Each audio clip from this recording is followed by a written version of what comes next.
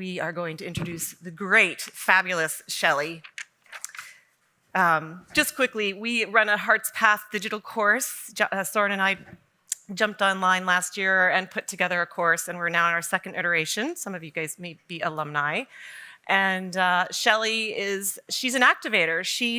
Last year, when she came in month 3 to be a part of our faculty for our course, I saw a transformation in our cohort. I really saw the folks who had started the inner work, and then all of a sudden Shelly came in and just brought her energy, and I really saw this sort of upswell of activism, and then we just supported around that. It was really fabulous to see. So she has magical powers, folks. So Shelly is the founder of the Pandemic of Love, a global grassroots mutual aid community that has connected over 2 million people with over $62 million. $62 million, you guys, in direct aid since the beginning of COVID-19. Yeah, wow. She is the author of the highly acclaimed book, Sit Down to Rise Up, How Radical Self-Care Can Change the World, and teaches self-care and resilience practices around the world to vulnerable populations. Most recently, she was in Poland on the border of Ukraine working in this vein. I don't know if any of you guys were part of the JKZ event a couple of weeks ago. Yeah, pretty powerful images, and Shelly was there live from Poland. So she will be giving a talk titled, We Sit Down to Rise Up, Connecting the Inner Work to the Inner Work to the Outer World. Here she comes. Shelly, welcome.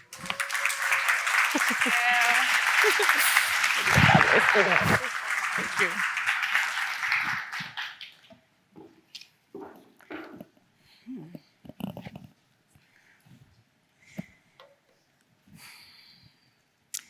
The ship was sinking, and sinking fast. The captain told the passengers and crew, we've got to get the lifeboats in the water right away.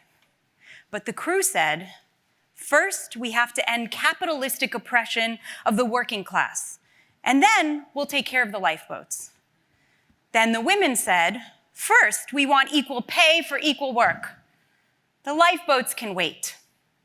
The racial minority said, first we need to end racial discrimination. Then, seating in the lifeboats will be fairly allotted. The captain said, these are all important issues, but they won't matter a damn if we don't survive. We've got to lower the lifeboats right away.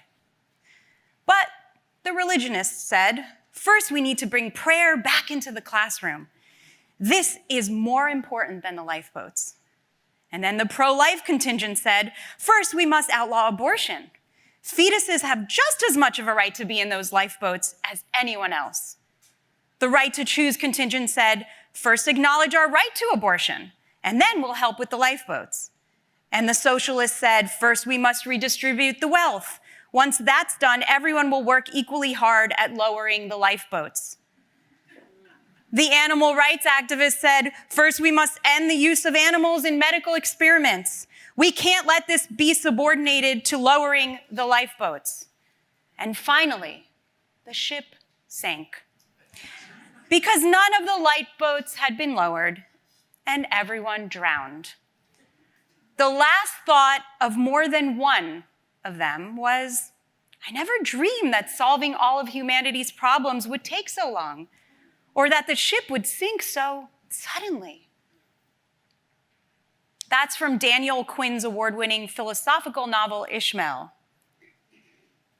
So I invite you now to put your hands on your heart center. And you can close your eyes or you can lower your gaze, whichever feels more comfortable for you. And from this space of presence, begin to quietly invoke or name all of the travesties and atrocities, and yes, even anxiety-inducing ills of the world. Homelessness, war, climate change, genocide, food insecurity, so on, whatever comes to you.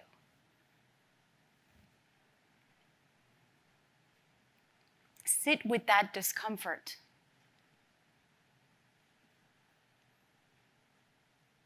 How does it feel in your heart center in this moment? Is it too much to hold? Is it heavy? Yeah, it's probably heavy.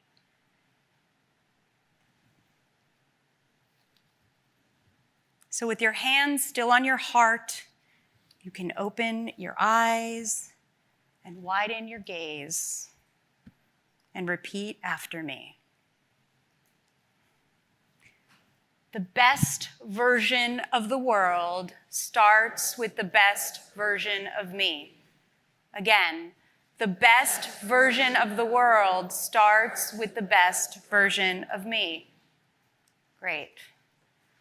Keep your hands on your heart center, and now repeat aloud again. Peace begins with me. Peace begins with me. All right. Hands down, eyes up. And now back to the proverbially sinking ship. That dreaded blue and green swirling ship, the pale blue dot, to quote my favorite scientist, Carl Sagan, that is hurling through space, this one sinking ship that we're all on. How do we get out of our own way and out of each other's ways to ensure that we even have a chance to make it out alive, so to speak? Obviously, none of us are making it out alive here, but you know. So how do we do that? We connect the inner work to the outer world. Never skip over the inner. The inner work is the work of the heart. And you connect it to the outer world. And how do we do that? Well, are you ready for this? I'm going to share the secret of life with you. Shh, don't tell anyone. It's our secret.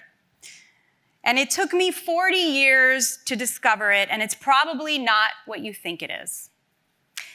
It has nothing to do with owning the right things or achieving the right goals or having a certain pedigree. It has nothing to do with loving people the right way or even achieving happiness. The secret to life is this: show up. Show up. Get off your tuchus, as my mom would say. Show up for yourself and for others. Show up physically to create sacred spaces. Show up consistently. Show up even when other people don't show up. Show up in a way that makes every single person feel held and heard. Show up in a way that makes you feel held by others. Those were the opening words in the introduction of my recent book, Sit Down to Rise Up. And I know that some of you might be scratching your head and thinking, what? That's it? Show up? That's the secret to life? This is how we're going to stop the ship from sinking? And my response to any of the skeptics in the room here or online is unequivocally, yes. That's it. It's that simple. We like to overcomplicate things. And so I'm going to prove to you what showing up means. This is a photo of me sitting on a beach in South Florida, where I lived for over 20 years, in the early days of the fall of 2015. And these were my Sunday mornings. A clearing in the dense forest of my busy life, so to speak, as the head of a company with thousands of employees, who was trying to be also a present mother and a present wife and a present daughter and community member, a responsible global citizen, et cetera, et cetera. Now, we don't have time for this conversation in this presentation, but I want to tell you that as a more awakened individual today, I no longer live my life centered around goals. I live my life centered around intention. And one particular Sunday in October of 2015, I sat on the beach, and the words that kept washing over me like waves crashing ashore were connection and community. And that evening, with the looming Monday morning dread hanging over me, right? Just getting back in the hamster wheel, the rat race. As Lily Tomlin said, if you're in a rat race and you win, you're still a rat. I posted on my Facebook page wondering out loud if anyone would want to join me on the beach on a Sunday morning for a guided meditation. And several people responded, and we settled on a date and time in mid-November, a few weeks later. And now I need you to know this. There were thousands of reasons why I could have stopped myself from writing that post, which in this case, metaphorically, is lowering the lifeboats. For example, although I had been a meditation practitioner for 20 years, I had never formally actually guided anybody in meditation. I could have told myself that I wasn't credentialed enough, or good enough, or worthy enough, or, we do these kinds of things all the time to ourselves, right? And I could have said, what's the point in putting myself out there? Nobody's gonna show up. The word in Yiddish for this that my mother would invoke is mishigas, which means just a bunch of nonsense, basically. But I wrote the post, I showed up, I hit submit, and then I showed up on November 15th, 2015, which was a really blustery day in Florida, gloomy, the sky was about to break open, but I showed up anyway. And 12 people showed up that morning. And then let me show you what happened in the weeks after that. That's me.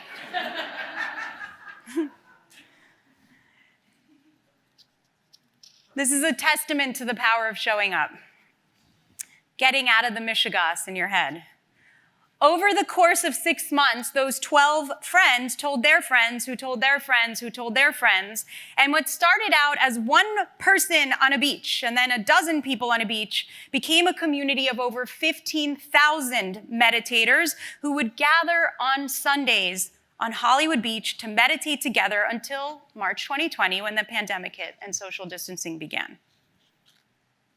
Okay, so now, being that I suffer from imposter syndrome, yes, even to some degree standing before you today, I can assure you that even as this community grew larger and larger, and I found myself addressing bigger and bigger audiences every week, I thought it was all a fluke, a coincidence.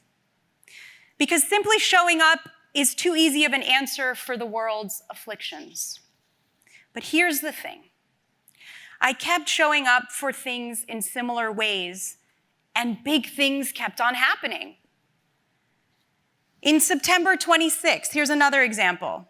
Feeling deeply into the connection and community that was calling me, my husband who's sitting in the front row remembers this. I called him to say, I rented the Broward Center for the Performing Arts, which is in Fort Lauderdale, a huge venue. And he said, what? And I said, yeah, I gave them a deposit check, and I'm gonna fill up the Performing Arts Center, and I'm gonna host an event called Broward Meditates, and I'm gonna teach people how to meditate. I had no idea if people would show up, by the way. But they did. We sold out the event. And 6 months later, the American Airlines Arena invited us to come and host Heat Nation Meditation, the first ever event for 15,000 people in a pro athletic event. Really the first one ever in the United States. In January 2017, after the Women's March in Washington, D.C., I came back feeling charged up and in angst over what the future held. And so with 3 other friends, when we came back, we were like, what do we do with all this energy? I was like, let's put up, Facebook was my friend at that point. I put up a Facebook group called South Florida Women Rise Up, resolved to try to make local politics sexy again and to try to, really just demystify local politics for people. And we thought, again, 20 people would show up to this venue that we had, which was my friend's restaurant. And we wound up with 450 people sitting in a parking lot. Thankfully it was Florida, so everybody has a beach chair. So everybody had their beach chairs in the parking lot. right? But, again, showing up. And so now I'll tell you about Pandemic of Love. In March of 2020, as I sat around my kitchen table, I was distraught over the inevitability of everything closing, due to the fact that there was a pandemic and we had to stay home. I started to think about the people that were in my community of meditators, that would be unable to fill their fridge with food. People who relied for their children on free lunch and breakfast at their schools, right? That's 10 extra meals a week. People who just couldn't go to the supermarket and buy this food. People who did not necessarily have Wi-Fi at home. Kids who didn't have laptops at home so that they could just, tune into classes. I was very, very concerned. And I knew that there were people in our community that had more than enough. And that people would want to figure out a way to give. How can I give? And there was no easy way to do that. So being that I'm not a very technologically savvy person, I figured out how to use Google Forms. Thank you, Google. And I put up 2 simple forms: give help and get help. Literally just 5 or 6 questions on each form. And I put up a 45-second video on my Instagram and on my Facebook, thinking that really, again, at that point I had like a few, maybe 1,000 followers from my community, that only my community members would see it. And when I woke up the next morning, I found out that the post had gone viral. No pun intended there. And we had hundreds of people who had filled out the form and who wanted to offer it across dozens of communities and countries, and people asked me to replicate the form. So these numbers are a little off because we're at 2.2 million now. But so today is almost 2 years, right, to the date. 2 weeks ago, we celebrated our second birthday. Pandemic of Love has been featured on over 100 news outlets around the world. We've been endorsed by people like President Joe Biden. We have over 4,000 volunteers across 250 communities now in 20 countries, and we've transacted close to $62 million in aid. We are not a nonprofit. We're a nonprofit disruptor, which means that we don't have a bank account. Everything is direct. Person A needs a utility bill paid, and person B has to call them. And a human connection has to be made in order for them to transact. An opportunity to show up for somebody and say, how can I help you? What do you need? To make that person feel seen and heard, and to get out of our own way, to be able to actually walk a mile in somebody's shoes. Somebody that may literally live across the tracks from you. A person that you might pass by every other day, or who bags your groceries, but that you never stop to have a conversation with. Showing up. All right, so here's the tangible stuff now.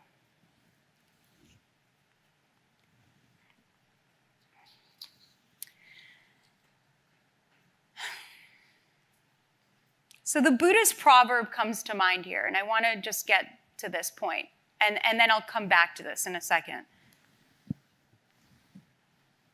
A lot of us in this room, because I've been coming to this conference for many years, and one of my frustrations is that many of us are stuck in this inner work loop. It's like a hamster wheel too. I know so many people here that have multiple certifications, go to every retreat, take every course, all in the pursuit of self-improvement. Great. But if you're sitting down without also connecting it to the purpose of rising up to help somebody else, then I have to ask the question, what the hell are you sitting down for? For what? When will you be ready? When you're healed completely, when the fractures are gone? I will tell you that that is never going to happen.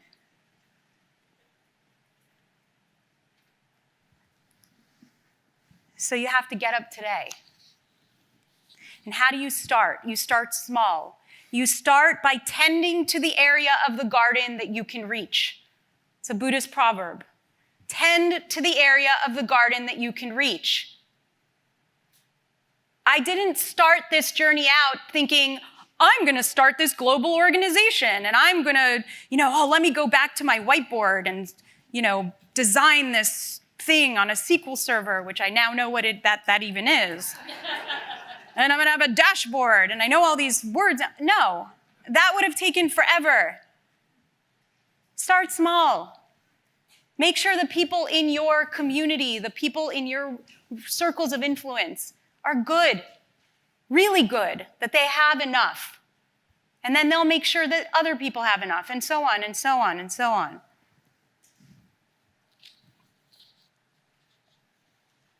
So this is probably familiar to most of you here. This is a simplified, very simplified version of Joseph Campbell, right?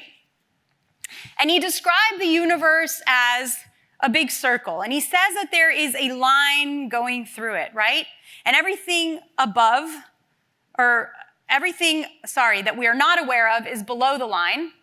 And everything that we are aware of is above the line. So when we're living in a state of fear, when we're living in a state of blame or angst or despair, or thinking that we're not enough even, right, to do anything, we are living in a smaller sense of who we are. We are a victimized self, or an offended self, or a helpless self, or an unworthy self. We are below the line. And when we start to practice the inner work, which we're all doing, and we begin to become more self-aware, we begin to recognize these versions of ourselves, and we begin to do what? We begin to break the surface. Sometimes we're treading water, I'm not going to lie, but we come and we rise above the surface. We gasp for air initially, and then eventually maybe we even make it into the lifeboat. So here we are at a mindfulness conference. And so the assumption I'm going to make here is that wherever you are on your journey, whether you're just starting out or you're decades in, is that you are in a state of waking up from a trance, of not knowing yourself, of becoming or being aware of your emotions, of being capable of identifying them and getting in there. So I'm going to share a technique with you that I've used every single time that I've decided to show up. It's just like a default mode for me now. Every time that I'm in despair, every time that I watch the news, every time I get a CNN alert, I'm feeling fearful or outraged about the state of the world or the state of my community or even the state of my household, I practice this. And I call this technique after the rain. After the rain. So for those of you who are familiar with the practice of rain, and many of you might be, but I'll give you a brief rundown for those of you who aren't. It's an acronym. Mindfulness people love acronyms. And I'll briefly run you through it. Tara Brock, by the way, works a lot with this acronym. So if you want to learn more about this, she has a ton of great resources on her website, and you can delve into it. So we're going to move quickly through this. The R stands for recognize. And what recognize means is kind of like, let me recognize what I'm feeling, where I'm feeling it in my body, recognize what I'm doing now because of what I am feeling. And the A can stand for allow or accept. I've seen both used. So allowing or accepting means that we don't try to get rid of what it is that we've identified, that we've recognized, but we actually just make space for it. And the I stands for investigate. And it means that we're willing to get in there, right? To get dirty, to roll up our sleeves and understand what's actually going on without judgment, but really with curiosity. And we're willing to sort of make contact with like an alien life form, right? That just landed on our planet of our body, as scary as it might be. And finally, the N stands for nurture, meaning that we bring grace and a gentle kindness to what it is that we've identified after the investigation. And one of the things that Tara Brach actually said is that through nurture, we can loosen the identification. And if we rest after, we can sense that there's a lot more presence and space and kindness that creates a path for us to move forward. So the rain practice ends with the end usually, but I don't think it does. I think that there's something that comes after the rain. As Dolly Parton said, after the rain, there's rainbows, right? So here's where the rainbows come in. So for years, I called this empathy action mode. Literally, when I went to the 2017 Women's March, Women's Convention in Detroit, I taught this, empathy action mode. And when I shared, so Sharon Salzberg's my core teacher and has been for over 20 years. And when I shared this practice with Sharon, if for those of you who know Sharon, you know, she goes, oh, you mean the tend and befriend? And I was like, what? What's the tend and befriend? And so this was, years back, she shared a relatively new study with me about tend and befriend theory, which builds on the observation that human beings affiliate in response to stress. They get together. And under conditions of threat, they, and I no offense to the men here, but more often than not women, tend to their offspring, tend to the people, the weaker links, so to speak, in their group, to ensure their survival and affiliate with others for joint protection and comfort. And these responses are underpinned by an affiliative neurocircuitry. Now, I'm not the right person to speak to about that because I'm not a brain scientist, but look up tend and befriend. So to simplify things, because I'm not a brain scientist, I just call this empathy action. So we're going to be calling it that too, because I could just wrap my head around it a little better. So we go through the R and the A and the I and the N, and we identify what feelings that we're having, but then we need to ask ourselves 2 follow-up questions. What are the follow-up questions? What can I tangibly do about how I'm feeling? And how do I come from a place of love? So think about this. If you identify through rain that you're feeling angry, that you're pissed off, that you're outraged about what's happening in the world, you might ask yourself, what can I do about this? And if you're angry, your response might be, I'm going to lash out at this person. I'm going to send this text message, and I'm going to say exactly how I feel or whatever. So the follow-up question is really important because it's, but how do I come from a place of love? So simple. Oh, yeah, maybe I shouldn't send that text. That doesn't sound very loving, right? Maybe I should just write it in my notes and never actually send it. So the follow-up question is incredibly, incredibly important. So I want to just walk you through this really quickly in terms of how this worked for Pandemic of Love, okay? So here are the 6 steps. So I'm sitting, at home, sheltering at home, sitting around the kitchen table, getting text messages from people in my community who are saying, what can we do? What can we do? And I'm like, I don't know, what can we do? Why are they looking at me?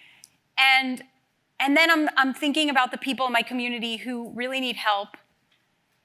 And I myself am feeling despair because I don't know what's going on in the world, right? I don't know if, this thing is going to completely unleash. How long will it last? Take yourself back to March 2020, right? There was no testing, there was no PPE available. We were like wiping down, groceries for crying out loud, right? I mean, all these strange things were happening. And so I sat with this. I sat with my angst. I sat with this worry, with this deep, nurturing, motherly worry for these individuals in my community. And I thought, okay, worried about my family, worried about my mother who's immunocompromised and home and lonely and she's alone and just all of this worry. And I had to accept it and I had to really, get in there and investigate it and nurture it. And then I asked myself the question, how can I tend to the area of the garden that I can reach? What can I tangibly do about this?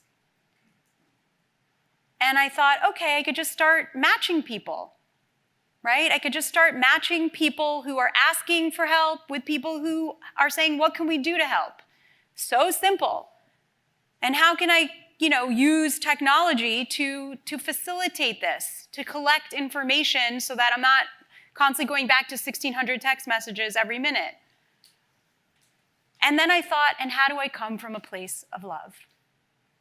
I'm not just gonna accept money and send it to somebody else. I don't want people to Venmo me. I'm going to make sure that I incite acts of love and that people have to connect, that there's a human connection. So it's very tangible there. And the same thing, by the way, recently that happened, and I want to point out my friend Emily, who you're going to meet later in the panel that we're doing this afternoon. Emily sent me a text message right before I was going to Poland, and she said, what can I do to support you? How can I show up for you? Right? So she's tending to the area of the garden that she can reach.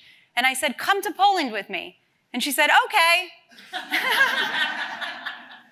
And she booked her ticket. And she came with me to Poland, right? And so there's so many opportunities, but we get in our own way. So many of us in the mindful community are stuck in the mind. Get off your asses, people.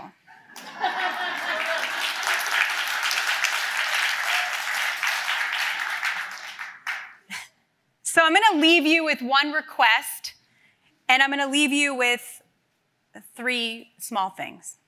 So the request is this. I know that there's a lot of people online that are listening to this and that are in this room, that are in positions in tech companies. So my organization, Pandemic of Love, has partnered with Global Empowerment Mission, and we have committed $105 million of aid in Poland.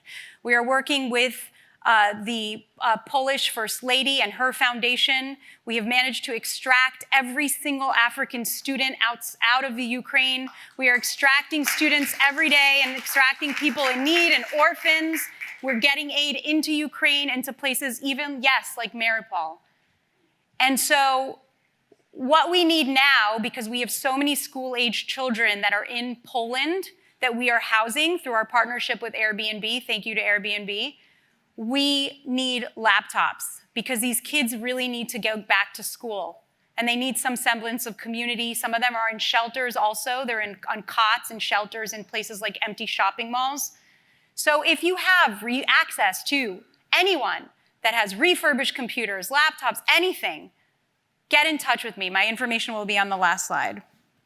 And find me in this, place today. I'll be around. Okay, so the 3 things I'm going to leave you with. First, I believe that in life there should be no barriers to entry, ever. And so for that reason, I brought a bunch of books with me so that if you're here on a scholarship, you can't afford my book for some reason, please just come up and grab one after the session. So my friend Corey is going to put the box of books on the stage. Thank you, Corey. Second, if you only take away one thing from this today, it should be this. If you're sitting down in meditation and simultaneously not getting off your butts in tangible ways, then why are you sitting down in the first place? Remember that. Challenge your friends. And last, I want to share this quote with you from the Talmud, the Jewish oral Torah. Do not be daunted by the enormity of the world's grief. Do justly now. Love mercy now. Walk humbly now. You are not obligated to complete the work, but neither are you free to abandon it. So I only know this. Our purpose in this life is to love. And that means that we must continuously show up to do the work and to allow that love to be continuously released into the world.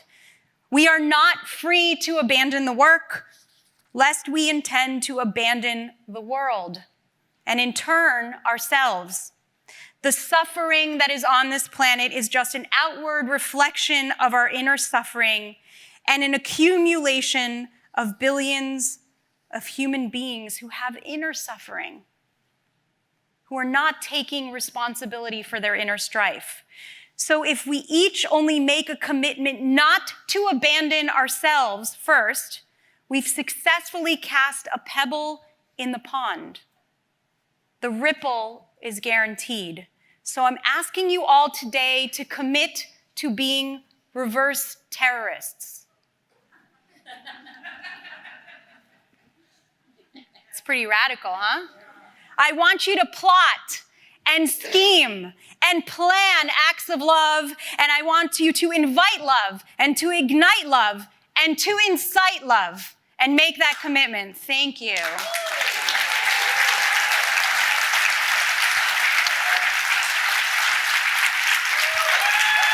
Thank you.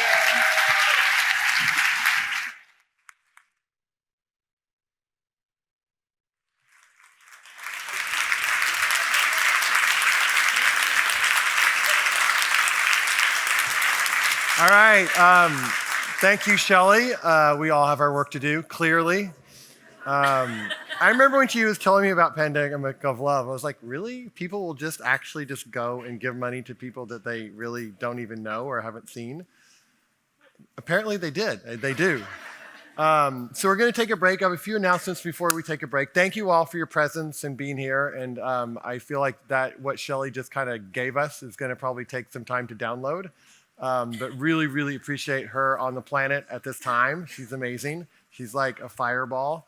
And we are very lucky to have her with us. So I'm just going to go through, there's a few slides I want to be able to show. So one is about, we're going to be doing an online series focused on the spiritual foundation with Fetzer. And so you'll be getting some emails about that, really focused on the question of how do we make love grow. So we'll be letting you know when that happens and the dates for that soon. The second project we have is we're also going to be holding a crypto and consciousness event in October. We're looking at potentially the Bay Area and or Miami. And if you've been paying attention at all, crypto's a thing. I don't know if you've seen that, but it's kind of a thing. AI is a thing. Virtual reality is a thing.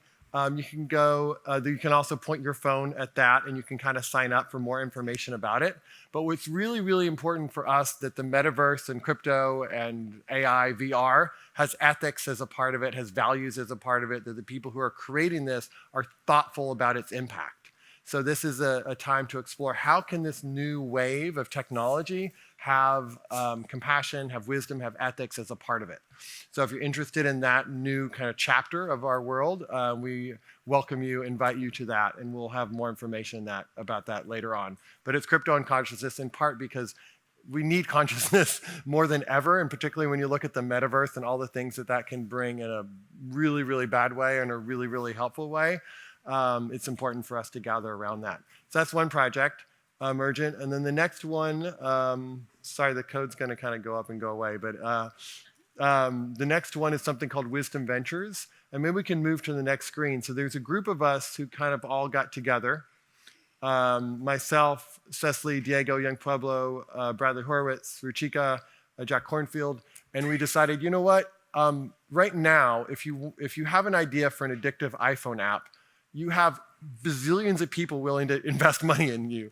If you have an idea to bring compassion and wisdom and mindfulness in the world, you have almost none, very, very few. So we're like, well, what if we create a venture firm that actually gives money and supports things that encourage human flourishing? And that most likely the next Instagram, if there's a more thoughtful, compassionate, wise Instagram, is probably going to be a for-profit. It's probably not going to be a nonprofit. And that we have to actually look at how capital is used. And that there's like gazillions of dollars in hedge funds and money market accounts and everything else that's really not doing very much for the world. And there's also people with really incredible ideas and they need those resources. So we're like, all right, can we kind of gather resources from people who have it, who really want to have something purposeful done with their resources? And can we find really innovative young people, old people who have ideas they want to bring forth in the world? So Wisdom Ventures is about that. So it's wisdomventuresfund.com. We'll have a meetup later on. But it's an important project that we're having. And I love the fact that we have like Jack Cornfield on our team because he's going to make sure we don't lose our focus and stick to our hearts. So I think that's about it. And we will be back here. We have Elder Jackson who will be speaking at 11 o'clock. So try to come back about 10:55. And if you can, find somebody in the hall during the break and just go up to them and just say like, so yeah, how was this morning for you? And kind of hear what they have to say. Thanks so much.